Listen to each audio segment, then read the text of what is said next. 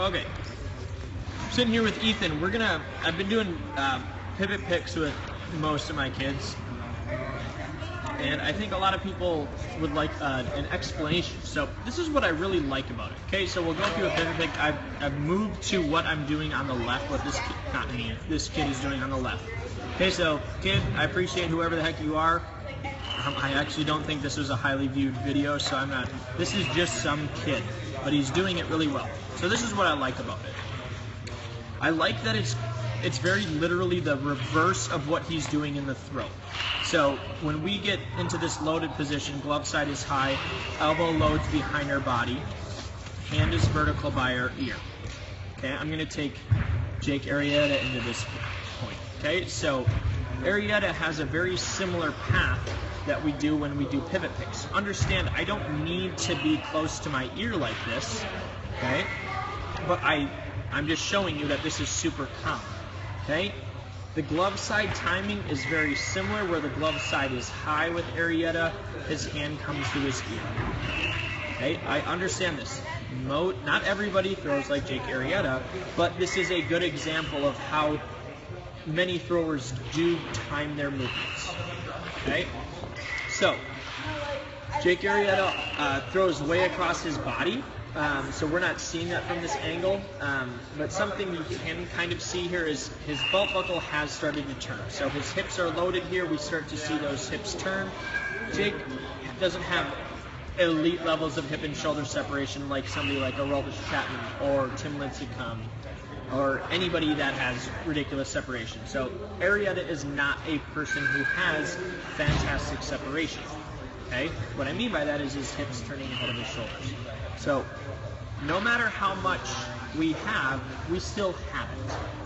Okay? So when Arrieta hits the ground right now, his upper half looks nearly identical to pivot picks. His whole body mirrors pivot picks in that he has this twisting in his core.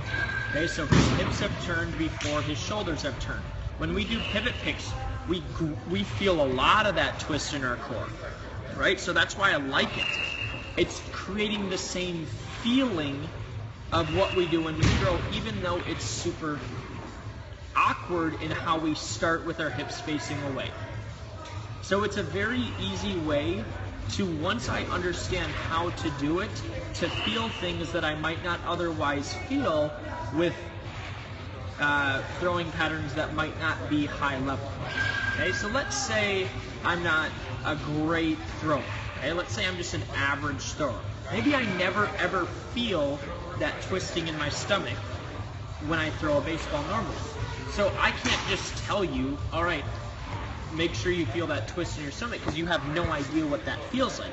So when you do a pivot pick, it creates the feelings in a simpler manner.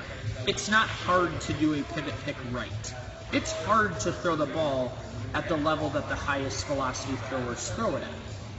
So it's a way to simplify the upper half patterns and put your body in a position where you can feel that separation between hips and shoulders.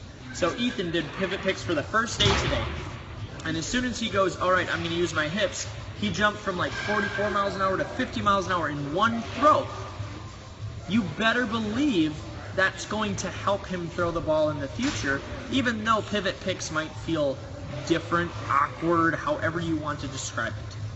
I understand that it is awkward in that it's strange in how we start, but once I get an understanding of what I'm trying to do and buy into it, that's the key, buying into doing this, I'll start being able to draw some of the connections to what I do in a pivot pick and start feeling for them in a throw. So hopefully this was helpful for Ethan and everybody else that is wondering why the heck are we doing these pivot picks.